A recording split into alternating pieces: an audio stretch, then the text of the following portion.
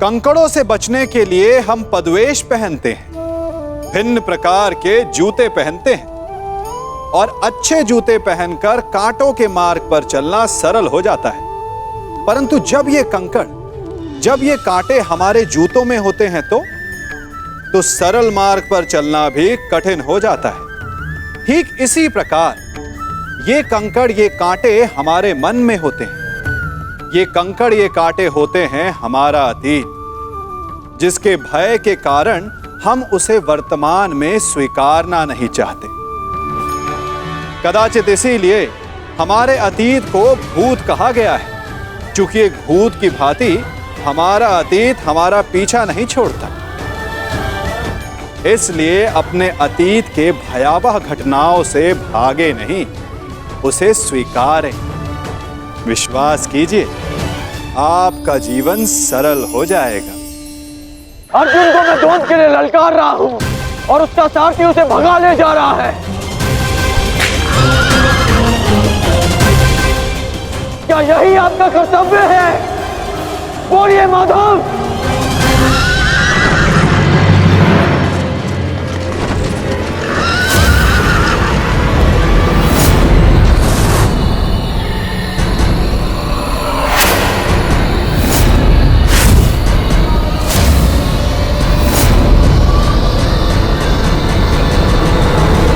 मेरे प्रश्नों का उत्तर दीजिए माधव।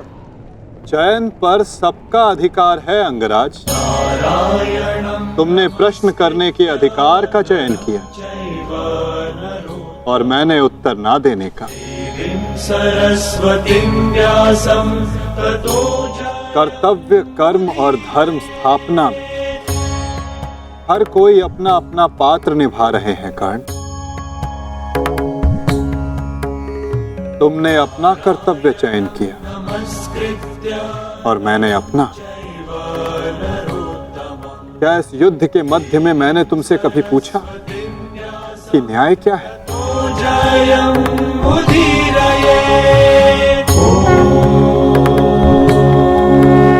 क्या तुमसे ये पूछा कि इतिहास में किस भांति तुम अपना नाम लिखाना चाहते हो? तुम और तुम्हारे सारथी के मध्य में ना आना मेरी सीमा है, तो मेरे और मेरे रथी के मध्य में ना आना तुम्हारा कर्तव्य अंगराज। नहीं माधव, मैं आपको नहीं जाने दूंगा। सूर्यास्त होने को है, आज ये द्वंद समाप्त होकर रहेगा।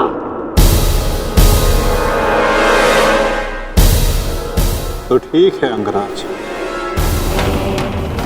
तुम अपना महारथी होने का कर्तव्य पूर्ण करो और मैं सारथी होने का कर्तव्य निभाऊंगा।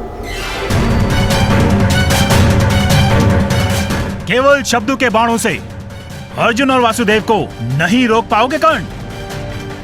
उसके लिए तो महा दिव्यास्त्र चाहिए। मेरे धैर्य को मत ललकारिए माधव। मैं इस युद्ध के लिए कुछ भी करूंगा। यदि आप ना रुके तो मैं दिव्यास्त्र का प्रयोग करूंगा। मैं ब्रह्मास्त्र का प्रयोग करूंगा।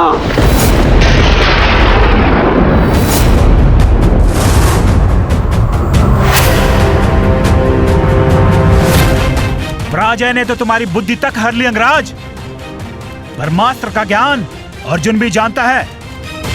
यदि दो ब्रह्मास्त्र एक साथ टकराए तो इस युद्ध का ही नहीं, संपूर्ण सृष्टि का सर्वनाश हो जाएगा। मेरा कर्तव्य युद्ध समाप्त करना है मद्राज। सृष्टि की चिंता नारायण जाने। तुम्हें जो करना उचित लगे तुम कर सकते हो कर्ण, किंतु मेरे रुकने का समय अभी नहीं आया है।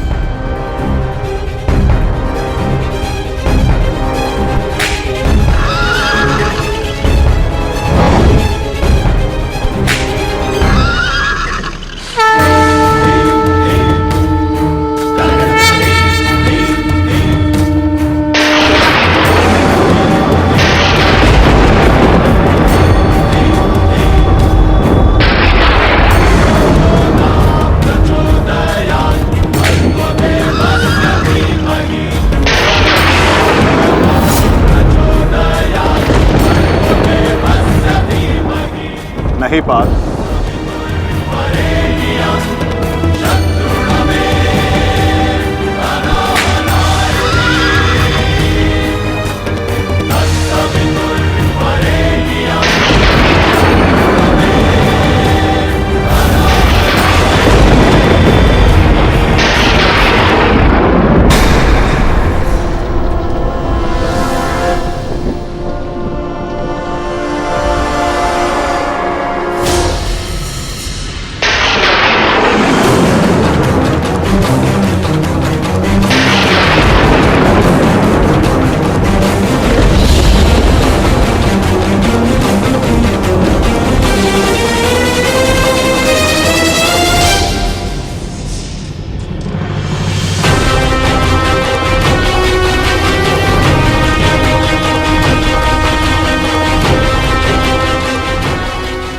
जमदग्निपुत्र परशुराम तुम्हें श्राप देता हूं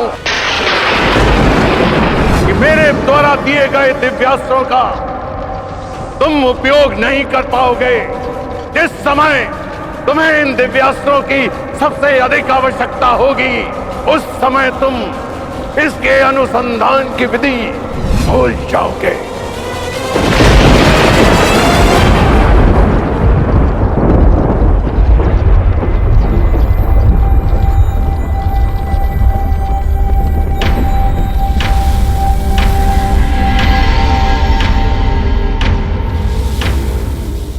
क्या हुआ अंगराज?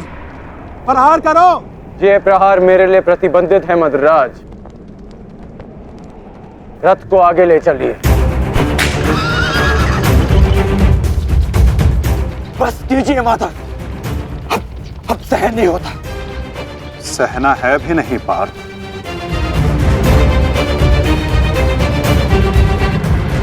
अब समय आ गया है।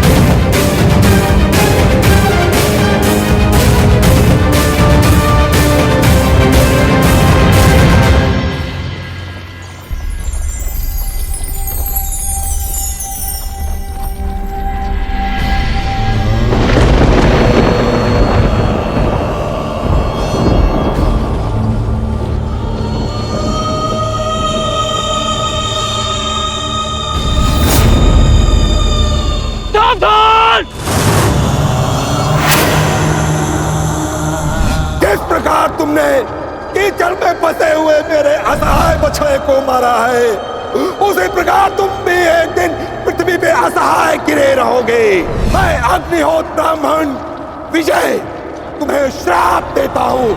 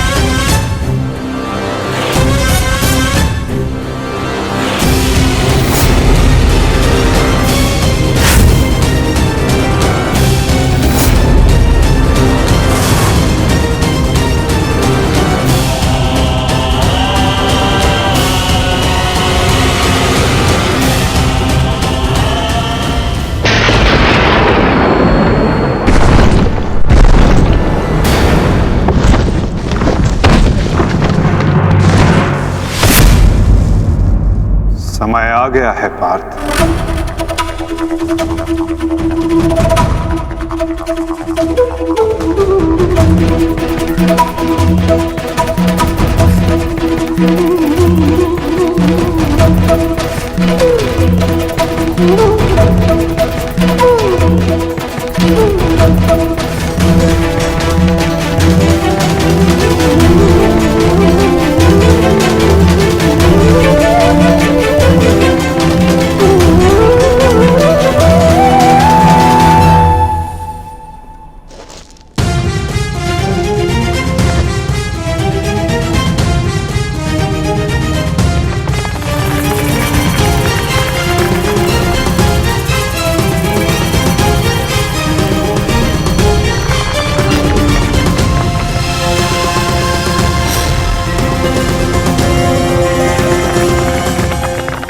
महाराज, चक्र निकालने में मेरी सहायता कीजिए। तुम भूल रहे हो अंगराज, मैं मद्राज हूं। ये राज्य मुझे जन्म और प्रताप से मिला है, किसी के दान से नहीं। भले ही मैं तुम्हारा साथी हूं, परंतु परिचालक नहीं। तुम सूत पुत्र हो, तुम स्वयं अपने रथ का चक्र निकालो।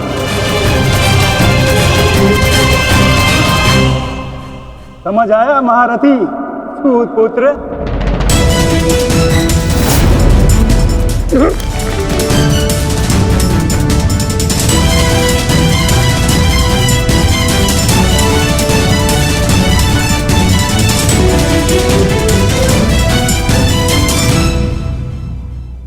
अंगराज को युद्ध का आवाहन दो पार्थ।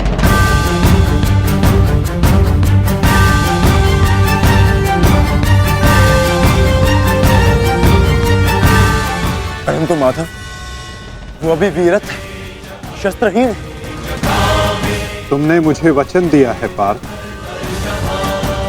कि तुम अपने सारथी की हर आज्ञा का पालन करोगे। आज तुम मुझे आज्ञा मत देना पार्थ, अपितु आज तुम मेरी प्रत्येक आज्ञा का पालन करना। जो आज्ञा माधव? अंगराज को युद्ध का आवाहन दो पार्थ।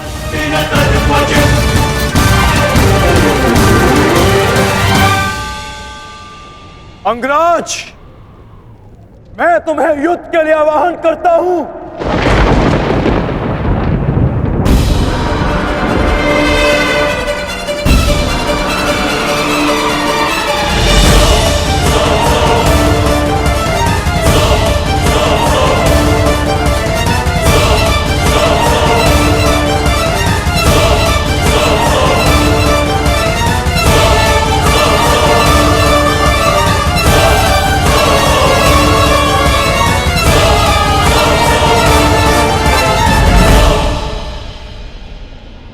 हर दिशा में फैल जाओ, रथ के चक्रों के चिन्ह का पीछा करो। हमें शीघ्र ही अर्जुन तक पहुंचना है। सारथी, आगे बढ़ो।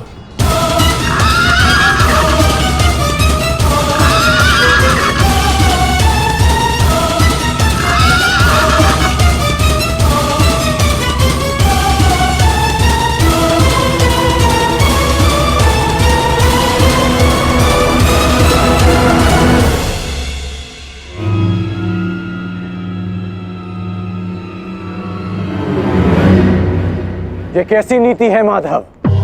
इस समय अर्जुन रथ पर है और मैं रथ विहीन। ये नीति नहीं है।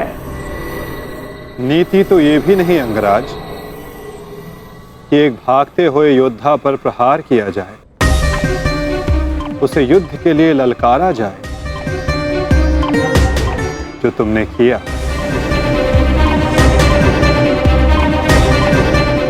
आप कह रहे हैं तो उचित ही होगा माधव, परंतु युद्ध से पूर्व मुझे अपने रथ का चक्र निकालने दीजिए।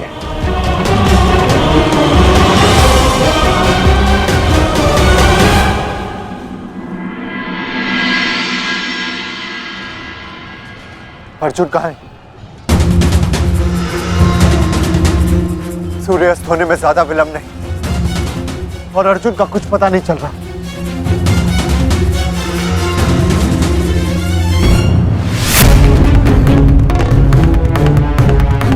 माधव रथ को उस ओर ले गए थे,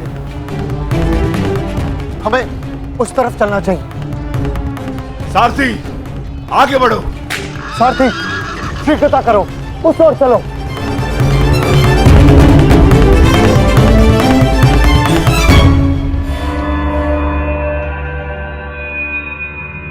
नहीं अंगराज, सूर्यास्त होने को है, समय शेष नहीं है। तुम्हें अभी और इसी क्षण युद्ध करना होगा।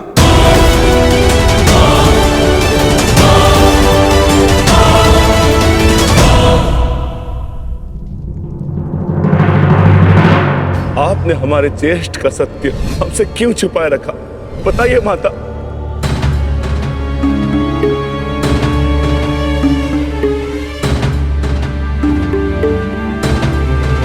चिंतित ना हो माताश्री, आपके पुत्र सुरक्षित हैं।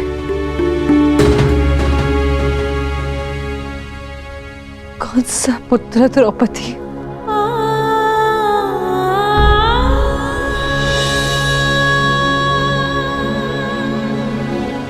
तुम भी एक माता हो यज्ञसेनी। यदि तुम्हें ये विकल्प दिया जाए कि तुम्हारा एक पुत्र जीवित होगा और एक को अपने प्राण देने होंगे, तुम किसे चुनोगी? बताओ द्रौपदी, क्या ऐसा निर्णय लेने का साहस है तुम्हें? उत्तर दो मुझे।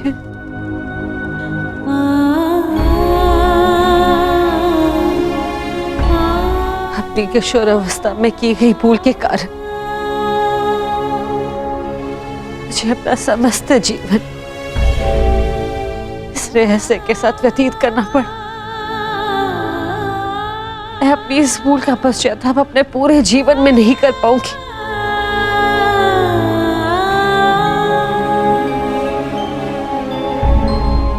मैं अपना जीवन अपने 5 पुत्रों के साथ व्यतीत कर रही थी। एक माँ होने का पूरा कर्तव्य निभाया मैंने, किंतु मेरा एक पुत्र जिसे ना पिता का नाम मिला ना माता का स्नेह, वो अपने समस्त जीवन में एक पुत्र होने के समस्त सुखों से वंचित रहा। और मैं एक अभागन माता उसके लिए कुछ नहीं कर पाई। कर्ण के साथ जो मैंने अन्याय किया उसके लिए मैं स्वयं को कभी क्षमा नहीं कर पाऊंगी। बताओ मुझे, भला एक माँ अपने किसी पुत्र की मृत्यु का चुनाव कैसे करे? किसकी दीर्घायु के लिए प्रार्थना करूं? यदि एक के जीवन के लिए प्रार्थना करती हूँ तो उसका अर्थ ये होगा कि दूसरे पुत्र की मृत्यु के लिए प्रार्थना करना। किसके लिए प्रार्थना करूं? उस पुत्र के लिए जो सदैव मुझसे दूर रहा है, जिसे कभी अपने वास्तविक माता पिता का स्नेह नहीं मिला, या उस पुत्र के लिए जो सदैव हमेशा मेरे साथ रहा है, इसका पालन पोषण मैंने अपने हाथों से किया है। बताओ द्रौपदी, मैं किसके लिए प्रार्थना करूं? किसके लिए?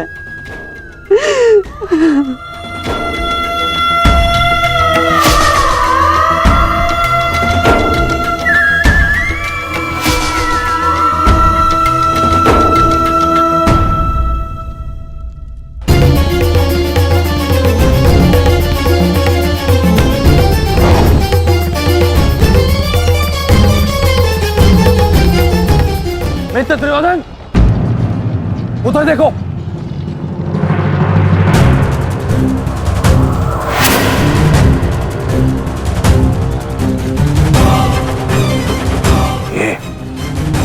ये पांडव एक साथ उसी ओर जा रहे हैं जिस ओर मित्र कर्ण गया है, अर्जुन के पीछे।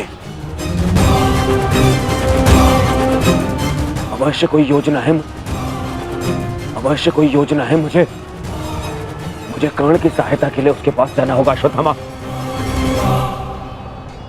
मित्र, तुम्हें क्या लगता है इसमें पांडवों की क्या मंशा है?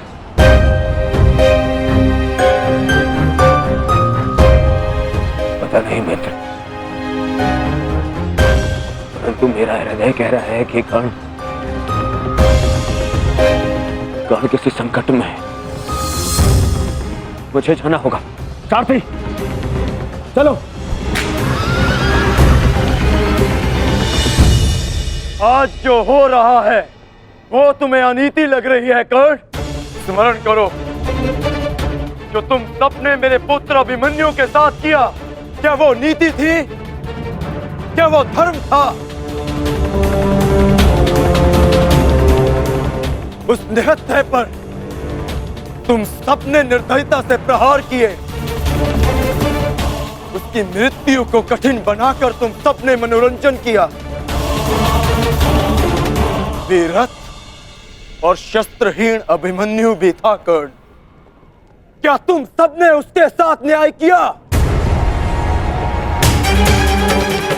यदि वो अनीति नहीं थी तो भला ये अनीति कैसे हो सकती है कर्ण? परंतु मैं अभिमन्यु का पिता हूं। मैं तुम्हें एक घड़ी का समय देता हूं कर्ण। सज्ज हो जाओ।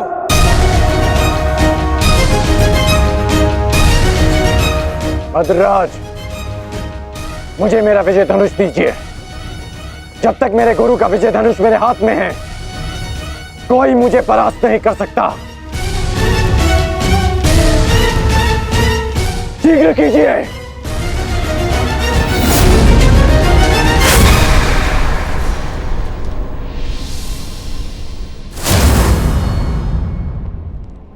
सोच क्या रहे हैं मद्रराज? क्या एक सारथी की भांति आप आज्ञा का पालन करेंगे, या नकुल और सहदेव के मामा होने के नाते विश्वासघात?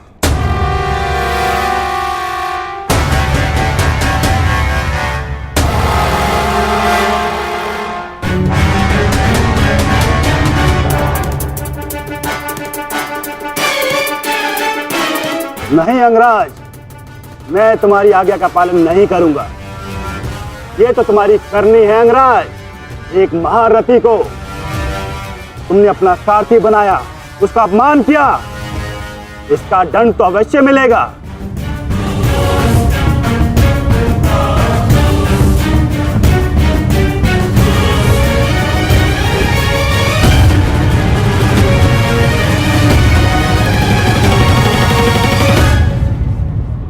मैं अपने रथ का चक्र निकाल रहा हूं। यदि पीठ पे वार करना चाहते हो तो करो अर्जुन।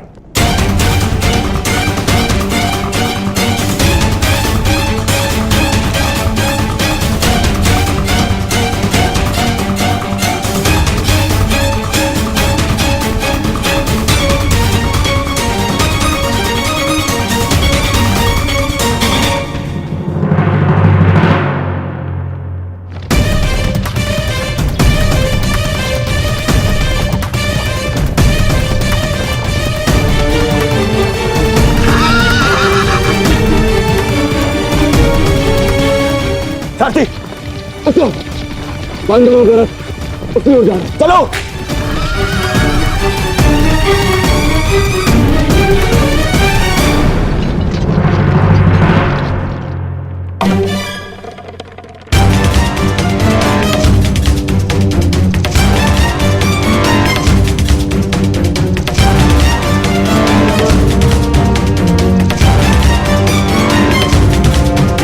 समय समाप्त हो रहा है पार्थ। सूर्यास्त होने वाला है। कर्ण को अंतिम चेतावनी दो पार्थ।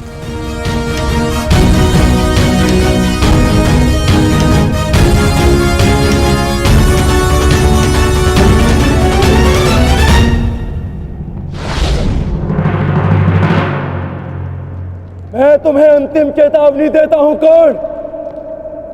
युद्ध के लिए सज्ज हो जाओ।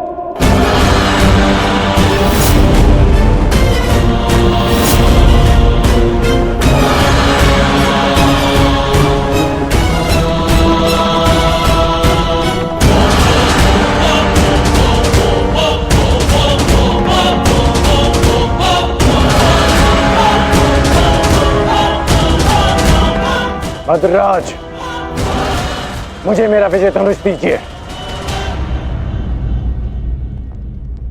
चेतावनी का समय समाप्त हुआ पार्थ। बाण संधान करो।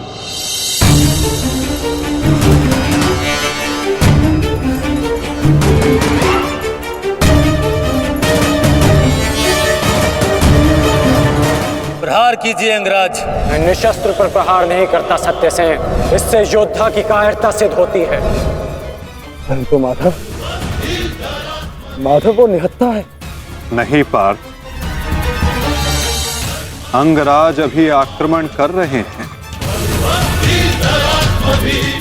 अपनी दृष्टि से अनेकों बाण बरसा रहे हैं। यदि अंगराज के हाथों में विजय धनुष आ गया तो तुम कुछ नहीं कर पाओगे पार्थ।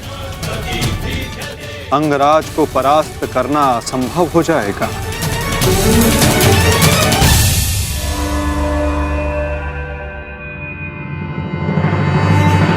प्रहार करो पार्थ,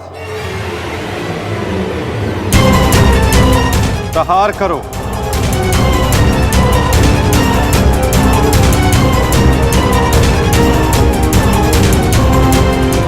अपने मार्गदर्शक की आज्ञा का पालन करो पार्थ। अभिमन्यु की पीड़ा को स्मरण करो।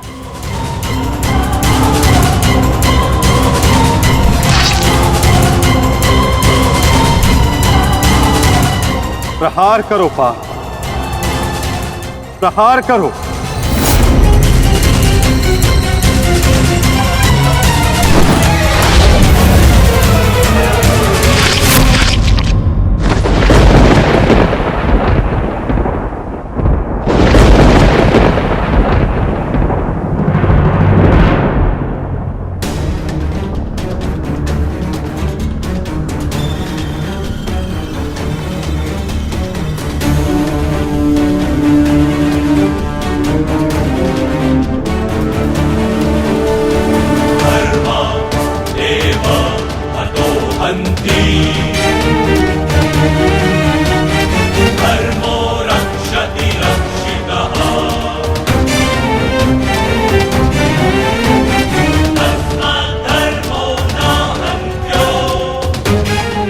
क्या है माधव?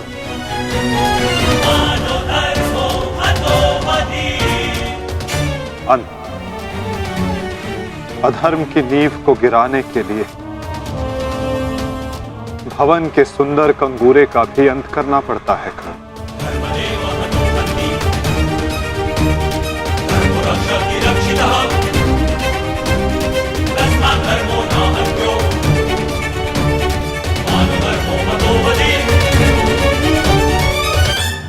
प्रहार करो पार्थ,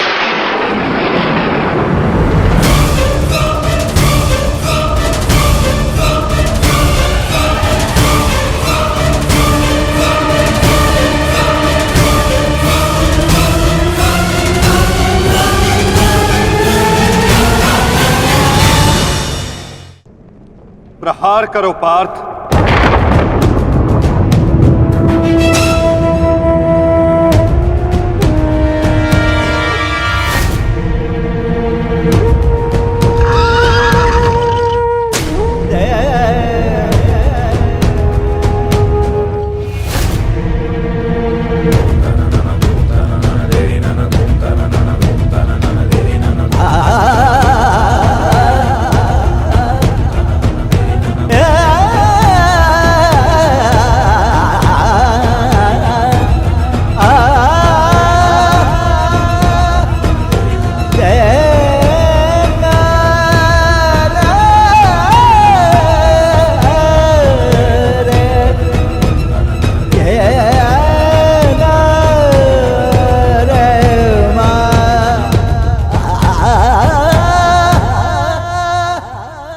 समय व्यर्थ मत करो पार्थ।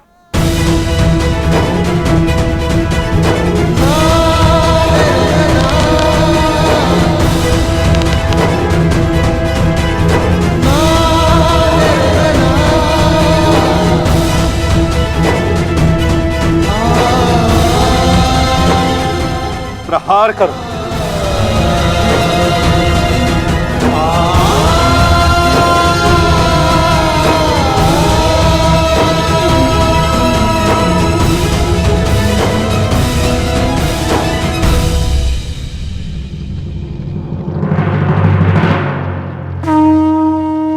नहीं अर्जुन, रुक जाओ।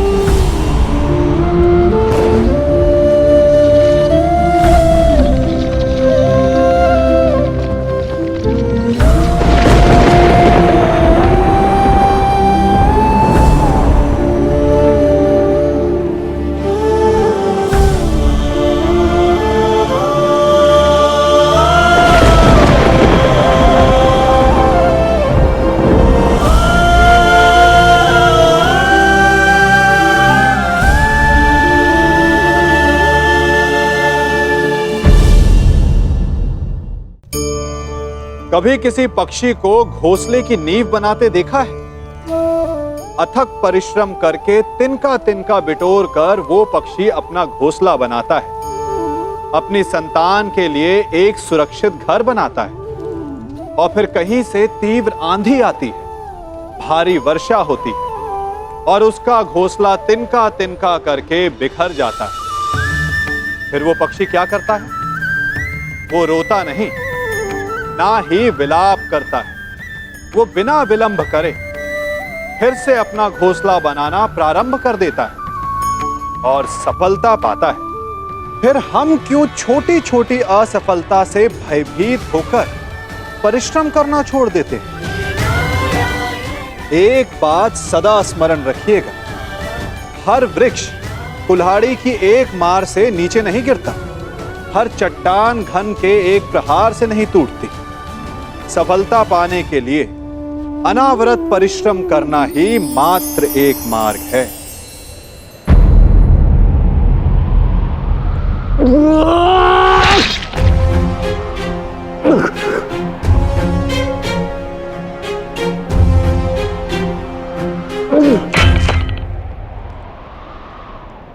तो क्या ये आपका न्याय है?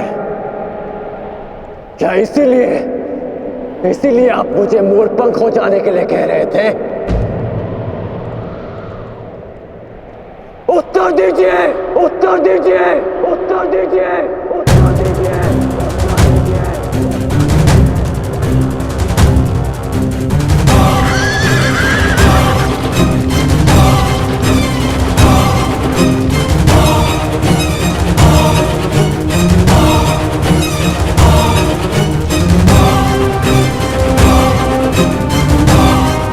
उत्तर दीजिए माधव।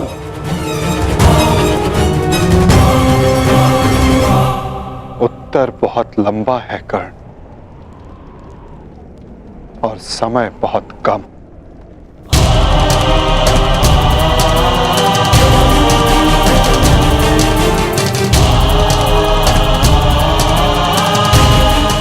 परंतु अपने मित्र के प्रश्नों का उत्तर मैं अवश्य दूंगा।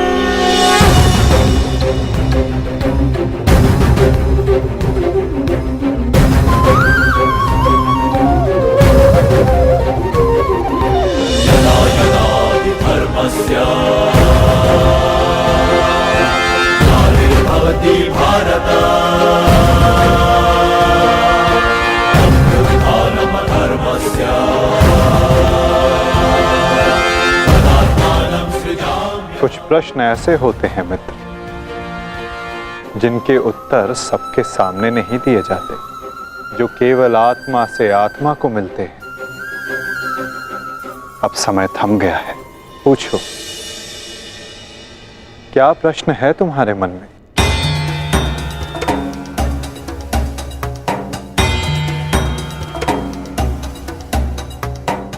आप तो सारथी हैं ना, अपने रथी का मन पढ़ लेते हैं, तो पढ़ लीजिए। मैं पहले भी कह चुका हूं मित्र, मुझे तुम्हारे मुख से सुनना अच्छा लगता है। तो सुनिए, बताइए माधव, ऐसा क्यों होता है कि जो परिवर्तन की चाह रखता है उसे समाज का क्रोध क्यों सहना पड़ता है? समय तो स्वयं बदलता है ना, तो वो परिवर्तन का विरोध क्यों करता है? परिवर्तित होना समय की प्रकृति है मित्र, और परिवर्तन का विरोध करना अधिकतर लोगों की प्रकृति।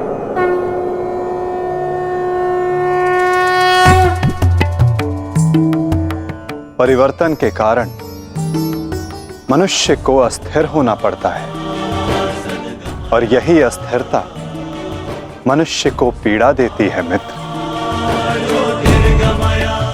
इसी कारण समाज परिवर्तन के विरुद्ध खड़ा होता है, परिवर्तन करने वालों को पीड़ा देता है ताकि वो परिवर्तन के मार्ग से हट जाए। तो क्या इस विरोध के फलस्वरूप समाज को अधिकार है कि वो एक अबोध की हत्या करे? क्या दोष था मेरे भाई शौनक? यही कि उसने वेद पाठ किया, उसके लिए उसके मुख में पिघला स्वर्ण भर दिया गया।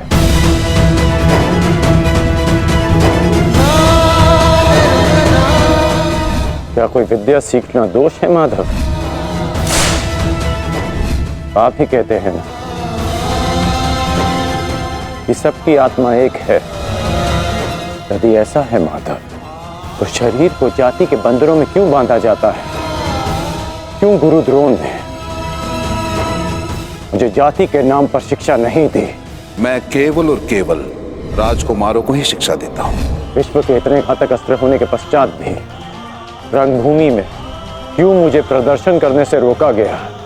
तुम्हें द्वंद्व की अनुमति कदापि नहीं मिल सकती। अर्जुन कुरुवंशी है, अर्जुन क्षत्रिय है, अर्जुन राजकुमार है, और तुम केवल एक सूत पुत्र हो। सूत पुत्र। क्यों हर बार मेरे कौशल को सूत पुत्र कहकर दबा दिया जाता है?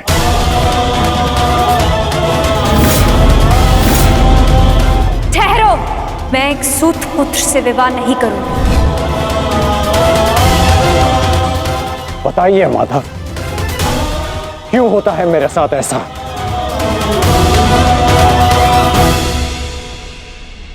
चूंकि तुम विशेष थे कर्ण, चूंकि भाग्य ने तुम्हें परिवर्तन के युद्ध का योद्धा चुना, और जो विशेष होते हैं उनकी परीक्षाएं भी विशेष होती हैं। जो अग्नि बुझाने का प्रयत्न करते हैं उनके हाथ भी जलते हैं मित्र। तपाया स्वर्ण को जाता है ताकि वो कुंदन बन सके, ना कि ताम्र या लौह को।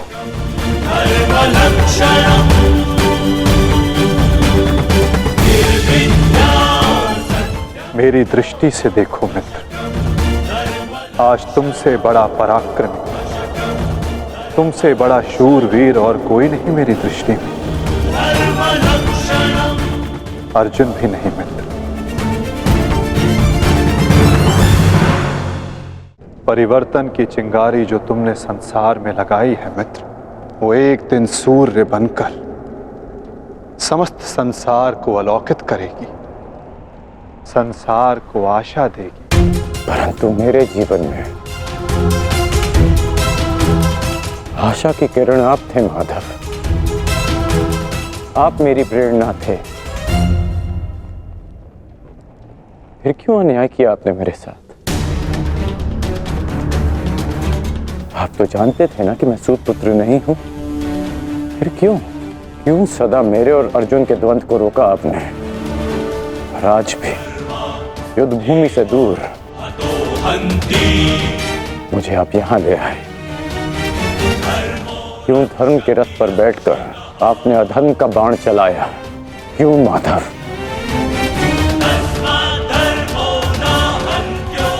यदि आपको मेरे प्राण चाहिए थे तो सीधे कह देते माधव। मैं प्रसन्नता से अपना शीश काट कर थाली में आपको भेंट कर देता।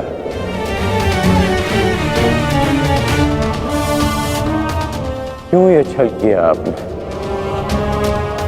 जब मैं रथ विहीन था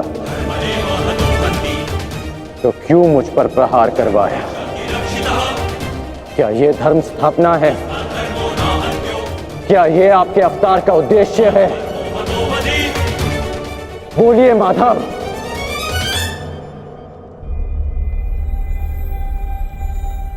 आप उत्तर क्यों नहीं दे रहे हैं?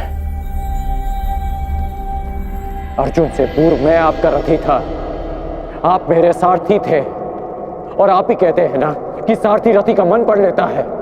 तो आज क्या हुआ? आपको मेरे प्रश्न पता है, फिर उसके उत्तर क्यों नहीं दे रहे हैं आप? बोलिए।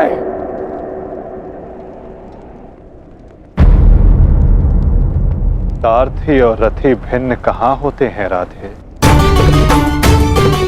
वो दोनों तो एक अंग होते हैं।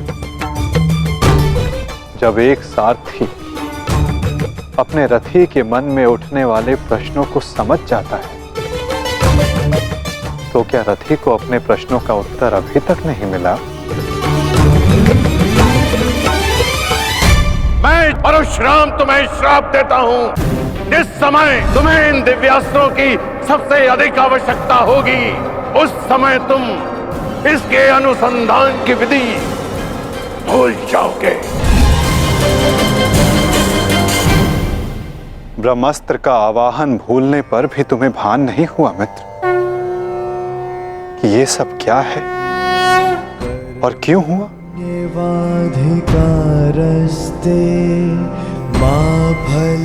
तुम्हें यहाँ खींच कर लाना मेरी विवशता थी मित्र।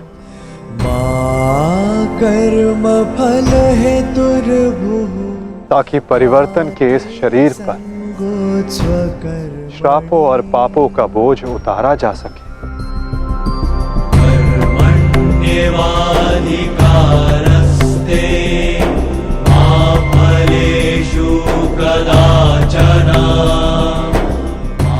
तुम्हारे रथ का चक्का पहली बार नहीं फंसा है कर्ण। स्मरण है पहली बार तुम्हारे रथ का चक्का कहाँ फंसा था?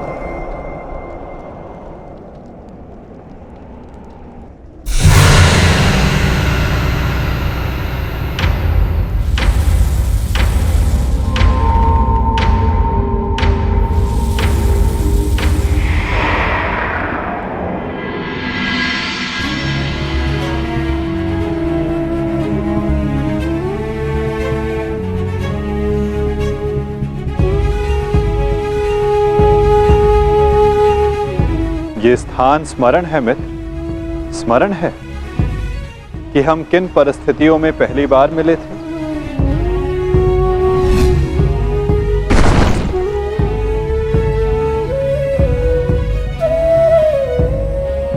वर्तमान के कर्म भविष्य में फलदायी होते हैं अंगराज। कोई ऐसा कार्य मत करना कि भविष्य पीड़ादायी हो। कर्म मनुष्य के मार्ग चुनने से निश्चित होता है अंगराज। प्रश्न ये करना चाहिए कि मार्ग कौन सा चुना जाए, क्योंकि लक्ष्य उत्तम होने पर भी यदि मार्ग अनुचित हो तो लक्ष्य प्राप्ति असंभव है।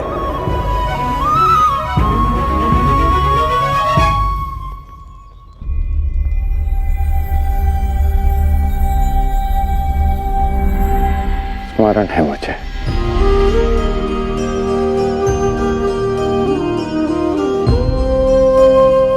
मैं प्रारब्ध बदलना चाहता था मित्र, किंतु दुर्भाग्य समय प्रबल है। तुम्हारे वचनों के कारण, श्रापों के कारण और पापों के कारण इस वर्तमान स्थिति में आना ही पड़ा कर्ण। वचन और श्राप, इन दोनों का बोझ मैं समझता हूं, परंतु पाप, मैंने कौन सा पाप किया माधव? परिवर्तन की चाह रखना क्या ये पाप है? अपने गुरु के विश्राम को भंग न करना, क्या ये पाप है? अपने मित्र की सहायता करना, जिसने सदैव मुझे सहारा दिया, क्या ये पाप है?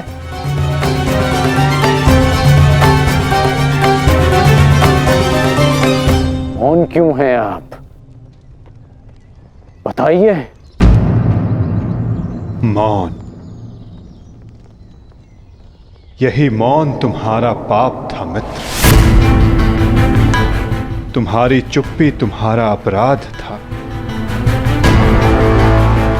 पांचाली के वस्त्र हरण पर तुम्हारे शस्त्रों का मौन रहना अपराध था मित्र। होश में आओ दुर्योधन, तुम्हारा प्रतिशोध पूर्ण हुआ, मत करो यह अनर्थ। प्रतिशोध तो अभी आरंभ हुआ है मित्र, और अब इसके मध्य में तुम्हें भी नहीं आने दूंगा।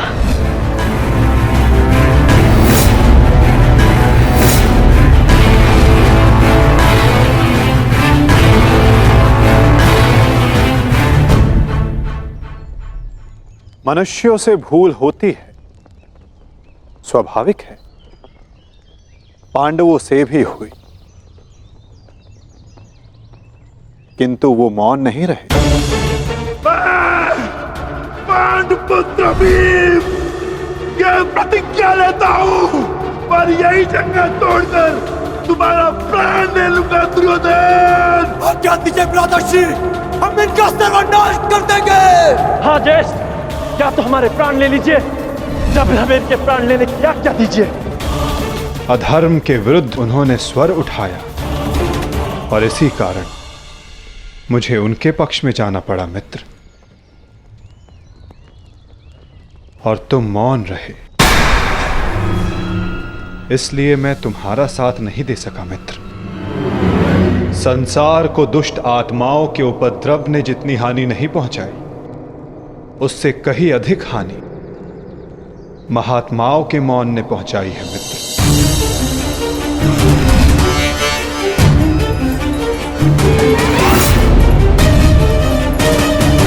अभिमन्यु के वध पर तुम्हारा मौन पाप था मित्र।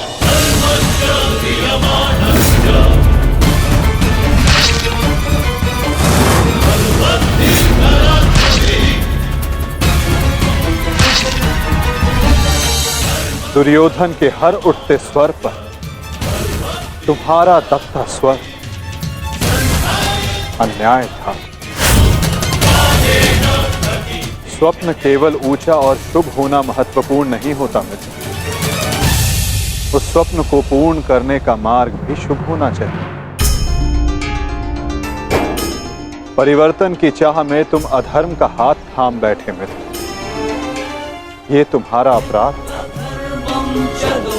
अपनी प्रतिज्ञा पूर्ण करने के लिए तुम दुर्योधन को मित्रता का वचन दे बैठे मित्र, ये तुम्हारा अपराध था। अमृत पाने की यात्रा तुमने विषधर के कंधों पर बैठकर की मित्र, ये तुम्हारा अपराध था।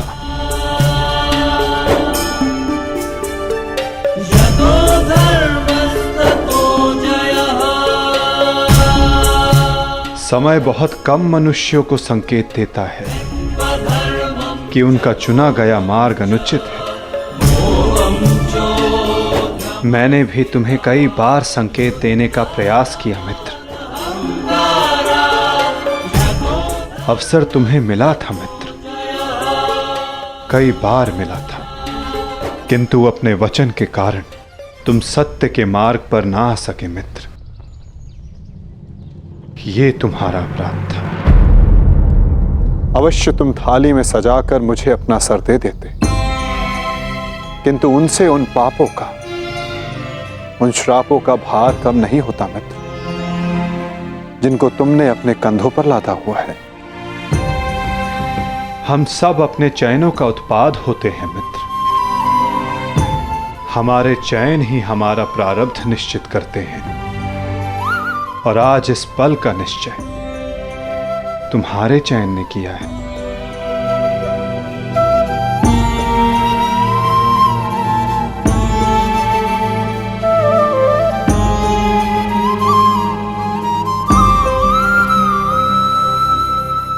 मुझे देखो मित्र, मित्र के रूप में मैंने तुम्हारा चयन किया। इस कारण इस पीड़ा का भागीदार मैं भी बन रहा हूं। मैं तुम्हें सदा शांति देना चाहता था मित्र, तुम्हें इस जन्म में हर पाप से मुक्त कर देना चाहता था मित्र। इसलिए मैं तुम्हें यहां खींच कर लाया।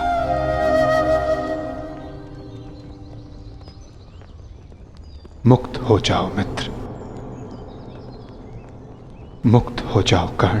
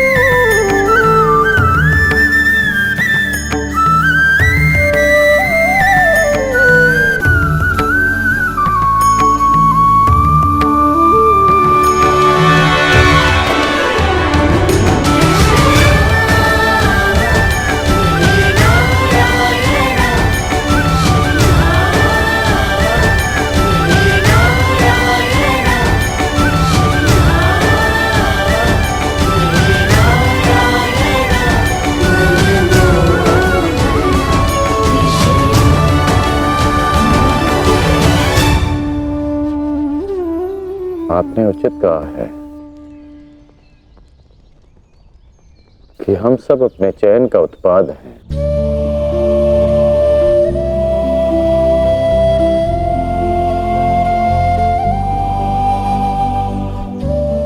मेरा ये घाव भी मेरे चयन का परिणाम था। उसे आपने ले लिया माता, परंतु ये अवश्य किसी और के हिस्से में पीड़ा गई होगी।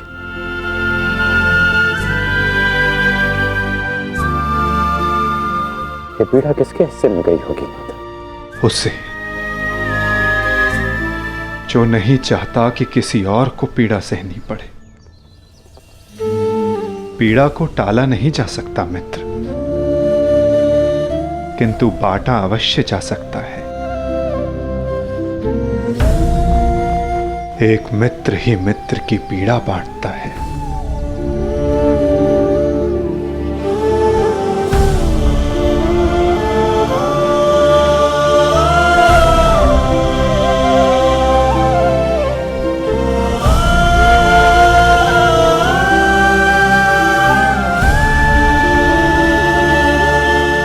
ये क्या किया माधव?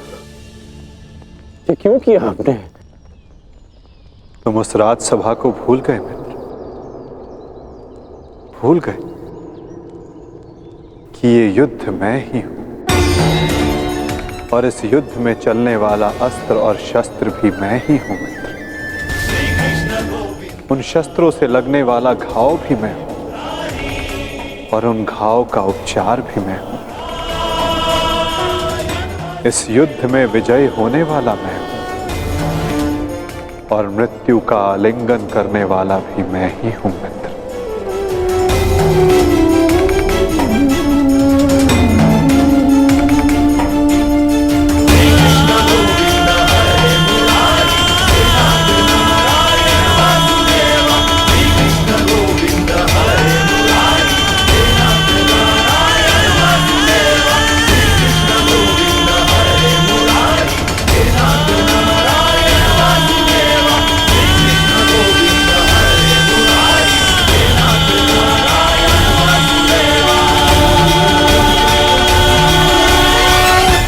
हम दोनों मित्र हैं।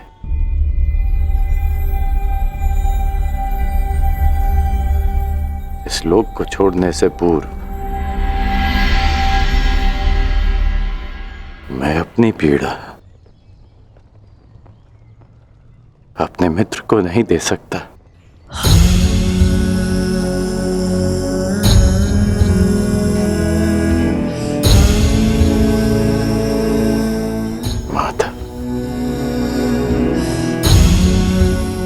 मेरे मेरे जीवन रथ को अंतिम लक्ष्य पर ले चलिए।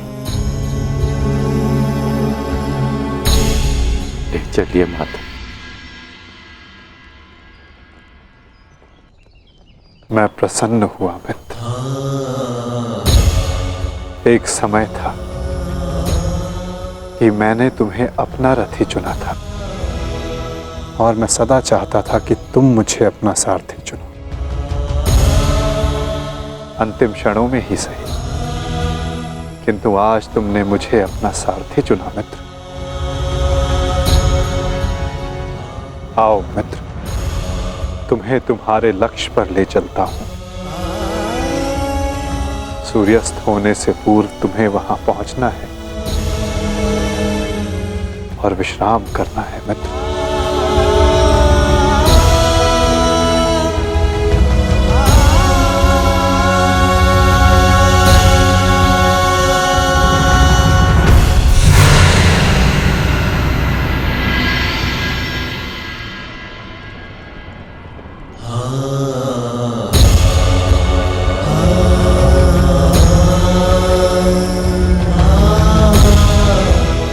अपने चयन की नियति स्वीकार करने को सज्ज हो जाओ मित्र।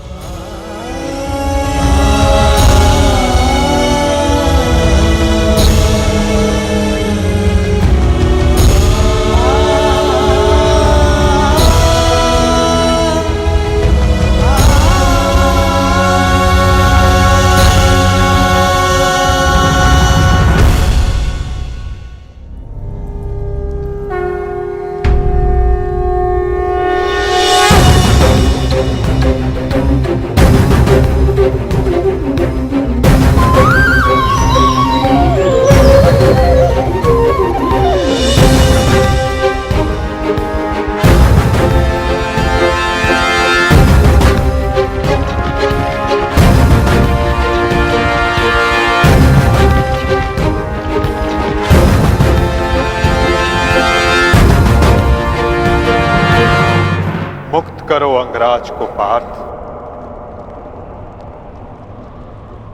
अंजलि का अस्त्र का प्रयोग करो।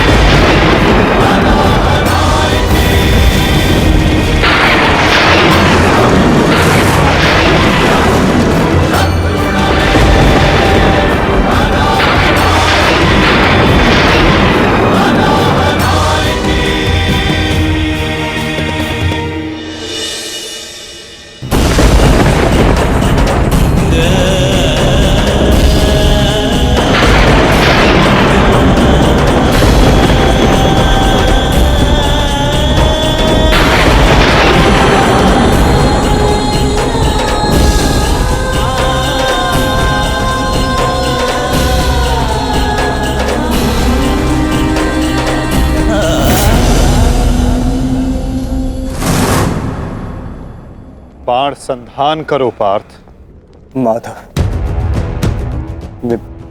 मेरे हाथ कांप रहे हैं। नहीं पार्थ, तुम पाप नहीं कर रहे, पुण्य कर रहे हो। तुम एक सदात्मा को उसके भार से मुक्त कर रहे हो।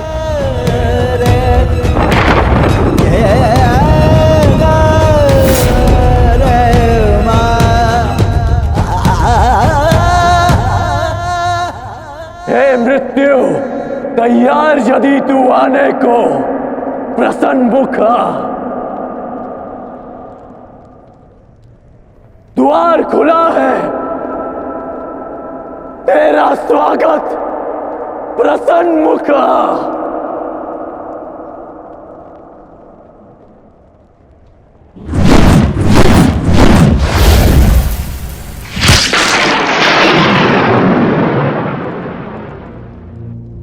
है मृत्यु तैयार यदि तू आने को, प्रसन्न मुख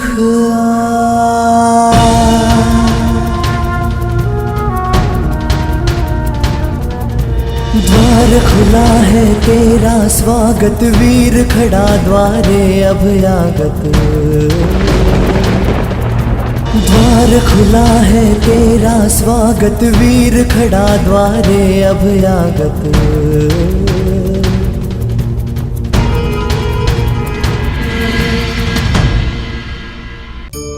स्वीकारण, सत्य का स्वीकारण मनुष्य के लिए बहुत ही महत्वपूर्ण है। जब तक मनुष्य सत्य को स्वीकार नहीं करता, उसे असत्य से लड़ने की शक्ति प्राप्त नहीं होती। जब आप भोजन करते हैं तो क्या होता है? आपका पेट स्वीकारता है कि वो भर चुका है और आप भोजन करना बंद कर देते हैं। जब आपको निद्रा आती है तो क्या होता है? आपका मन स्वीकारता है कि आपका शरीर थक चुका है और उसे विश्राम की आवश्यकता है। उसी प्रकार जब आपको किसी व्यसन को रोकना हो तो आपको स्वीकारना पड़ता है कि बहुत हो चुका, चाहे वो लालच हो या मदिरापान। उस व्यसन का त्यागना तभी प्रारंभ होता है जब आप ये स्वीकार कर लेते हैं कि आप उस व्यसन के बंधक हैं।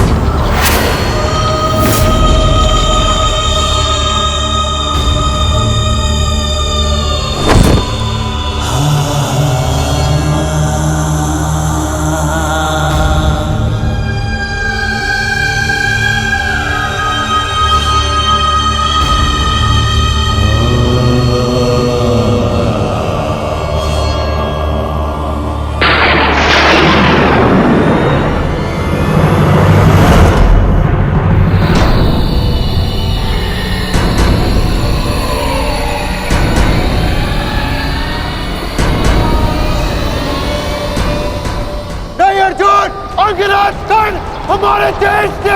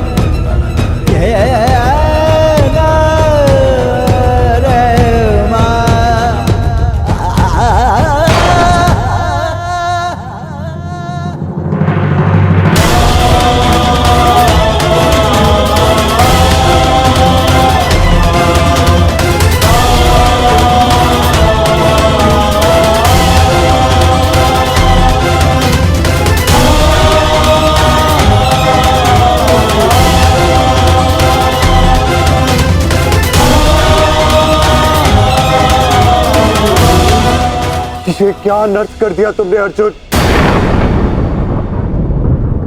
इतने वर्ष तुमने इस युद्ध को रोक कर रखा, क्या कुछ और क्षण नहीं रोक सकते थे?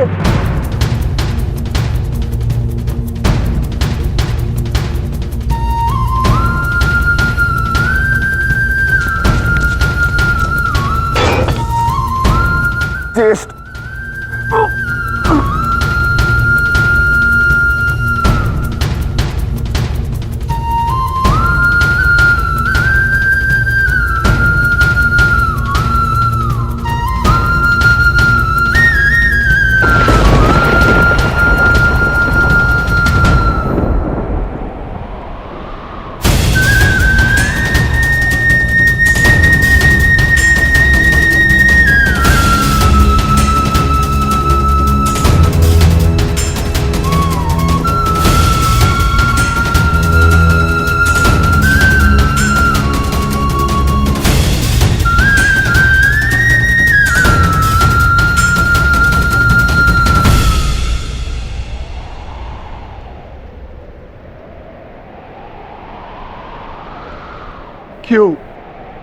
क्यों किया आपने ऐसा?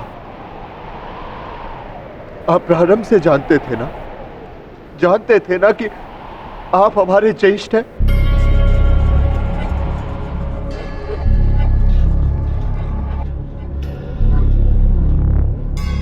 इसीलिए कभी मुझे, कभी भीम को, कभी नकुल सहदेव और कभी अभिमन्यु को आप जीवित छोड़ते रहे।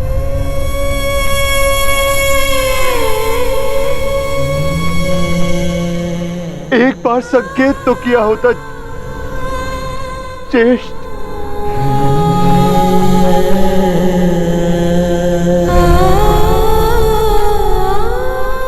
क्यों ज्येष्ठ, क्यों नहीं रुका? आपने उस हर पल मुझे, जब मैंने आपके जन्म पर प्रश्न किए, क्यों नहीं आपने अपने बाणों से मेरा मुंह सील दिया? क्यों ज्येष्ठ?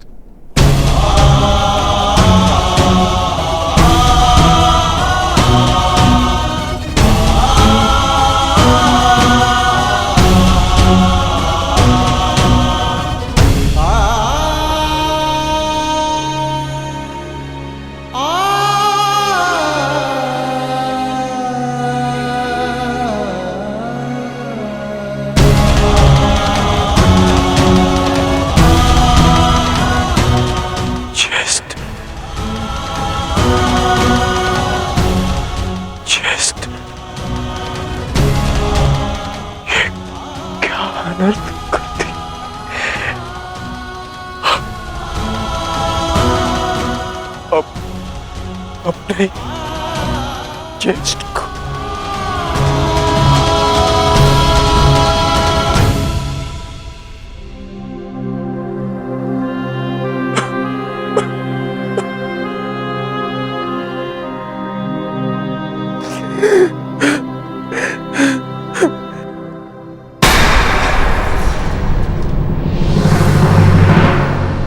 माधव को निहत्था है। नहीं पार्थ, यदि अंगराज के हाथों में विजय धनुष आ गया तो तुम कुछ नहीं कर पाओगे पार्थ। प्रहार करो पार्थ, अपने मार्गदर्शक की आज्ञा का पालन करो पार्थ। प्रहार करो पार्थ।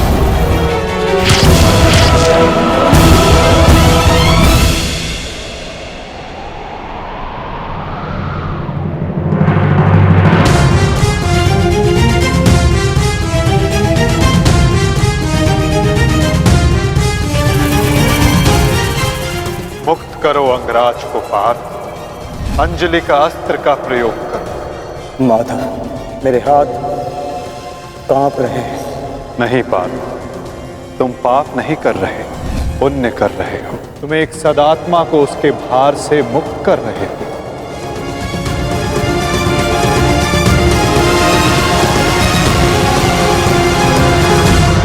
आप तो जानते थे ना,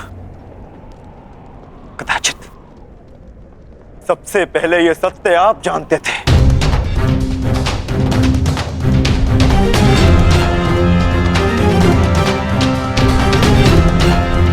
तो फिर क्यों नहीं बताया आपने मुझे? क्यों ये प्रारब्ध चुनने के लिए विवश किया आपने? क्यों मेरे मस्तक पर अपने ही ज्येष्ठ के हत्यारे होने का कलंक लगवा दिया आपने? क्यों?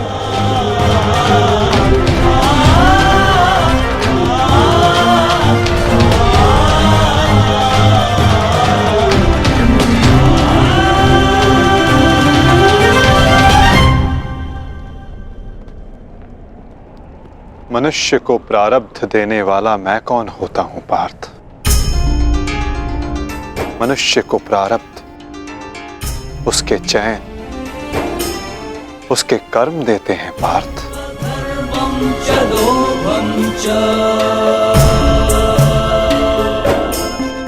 बीज में स्वस्थ मीठे फल लगेंगे या उस बीज को सूख जाना होगा, इसका चयन बीज स्वयं करता है पार्थ, अपनी धारा चुनकर।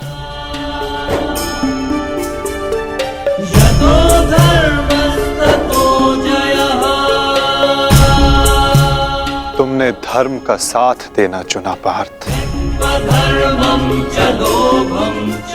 और कर्ण ने अधर्म का साथ देना।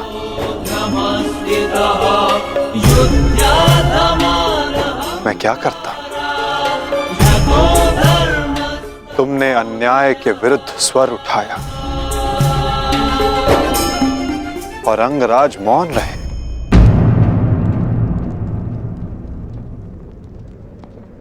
मैं क्या करता पार्थ?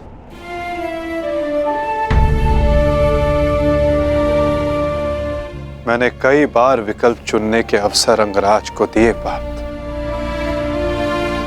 किंतु उन्होंने यही चुना। मैं क्या करता?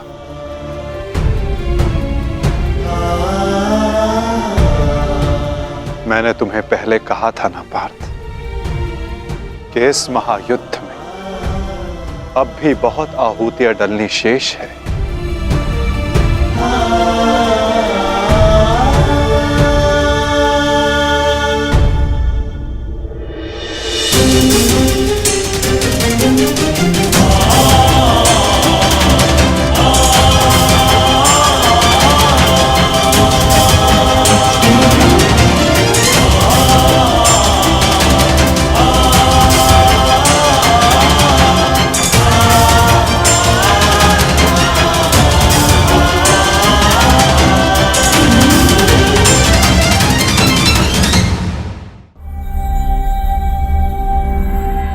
मैंने तो केवल तुम्हारे ज्येष्ठ को,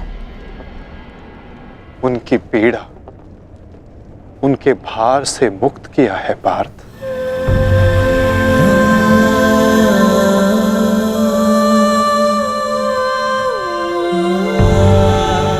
परंतु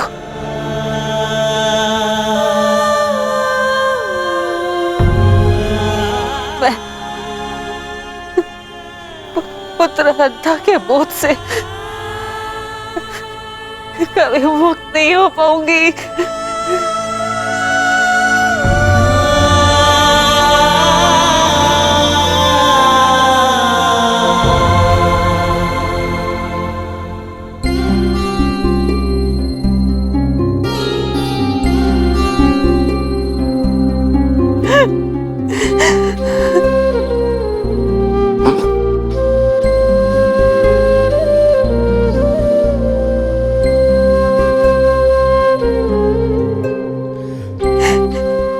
ऐसे कि कहीं समाज मुझे न त्याग दे, मैंने तुम्हें त्याग दिया। कि समाज कभी एक कुंवारी कन्या को स्वीकार नहीं करेगा। एक माता ने अपने अंश को त्याग दिया और ये बोझ एक कांटा बनकर मेरे हृदय में चुभता रहा। और आज देखो, जब ये कांटा निकला, कैसे रक्त बह रहा है मेरा।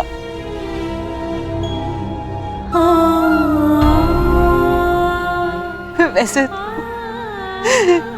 एक पुत्र अपने माता ऋण से मुक्त होता है और ये माता अपने संतान ऋण से मुक्त नहीं हो पाएगी। अश्रु नहीं माता, अश्रु नहीं। मैं आपकी पीड़ा समझ सकता हूँ।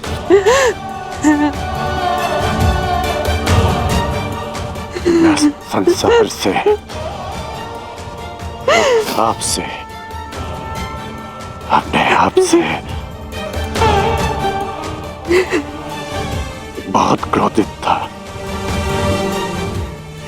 परंतु अब नहीं।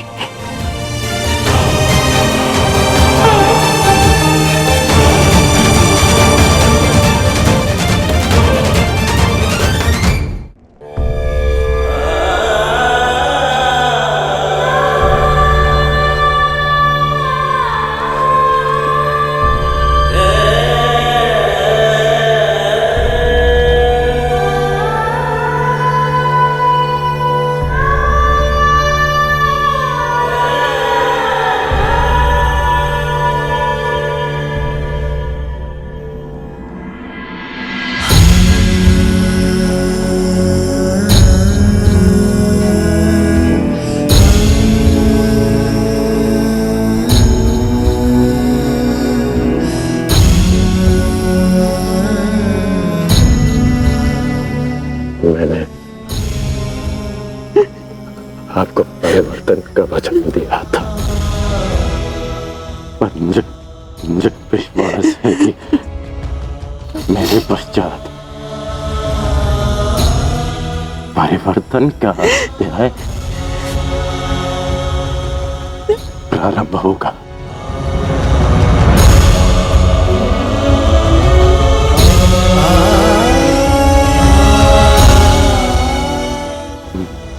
मैं आपका ऋणी हूँ।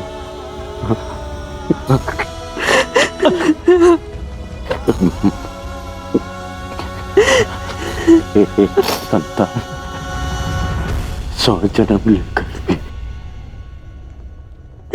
अपनी माता का ऋण नहीं चुका सकती। मुझे गर्व है कि मैं इस संसार में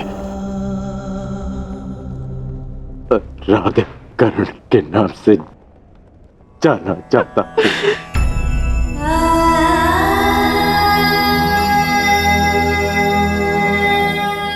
माँ, मुझे विश्वास है कि मैं संसार में सदा राधे कर्ण के नाम से ही जाना चाहूंगा।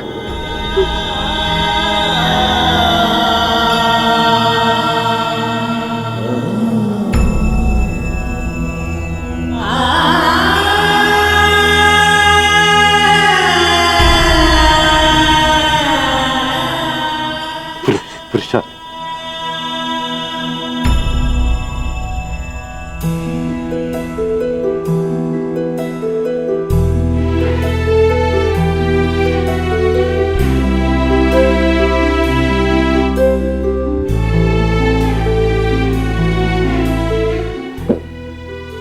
मुझे क्षमा करना।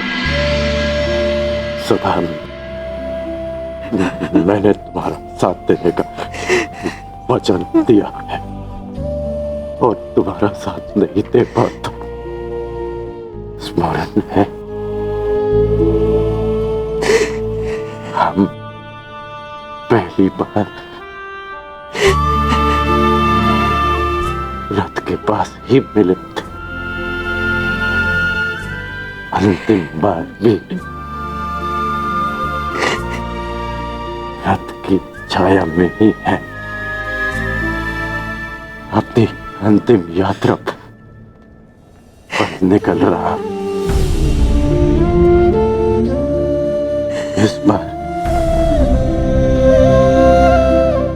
तुम्हें सारथी नहीं बना पाऊंगा।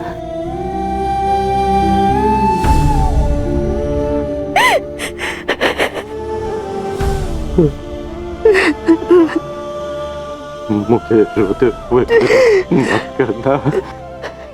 नहीं रोएगी वृषाली, अब तुम्हारे सारथी के रूप में सदा तुम्हारे साथ रहेगी।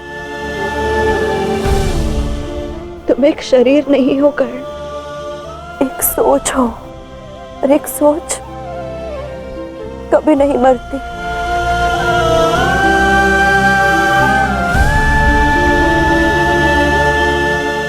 मैं वचन देती हूँ कर्ण, मेरे अंतिम क्षण तक तुम्हारे स्वप्न को अपने आंखों में जीवित रखेगी ये वृषाली।